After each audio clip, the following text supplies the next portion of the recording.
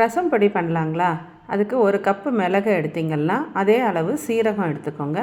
அதில் பாதி அளவு துவரம்பருப்பு, அது அப்புறம் ஒரு கைப்பிடி அளவு காஞ்ச மிளகாய், ஒரு அரை கப்பு தனியா, கொஞ்சோண்டு வெந்தயம். இதை எல்லாத்தையுமே தனித்தனியாக ட்ரை ரோஸ்ட் பண்ணிக்கோங்க. துவரம்பருப்பை ஃபஸ்ட்டு போட்டு ஒரு நல்ல வாசனை வர்ற அளவுக்கு ப்ரௌனாக வறுத்து எடுத்துக்கோங்க. அதுக்கப்புறமா அதில் மிளகு போட்டு அந்த கடாயில் அது நல்லா ரோஸ்ட் ஆகட்டும். மிளகு கூடவே வெந்தயமும் போட்டு வறுத்துக்கோங்க, அப்போ தான் கருகாமல் வறுபடும். சீரகத்தை அப்புறம் வறுத்துக்கோங்க. அப்புறம் மிளகாய், தனியா இது ரெண்டுத்தையும் ஒன்றா சேர்த்து நல்லா சூடு வர்ற அளவுக்கு வாசனை வரணும், அந்த அளவுக்கு வறுத்துக்கோங்க. நல்ல ஒரு கைப்பிடி அளவு கருவேப்பிலையை அலசி போட்டு அதையும் வறுத்து இப்படி கையை வச்சு நொறுக்குனிங்கன்னா நொறுங்கணும். அந்த அளவுக்கு வறுத்ததுக்கப்புறம் எல்லாத்தையும் நல்லா ஆற விட்டு மிக்ஸி ஜாரில் போட்டு அரைச்சிங்கன்னா உங்கள் ரசம் பொடி ரெடி.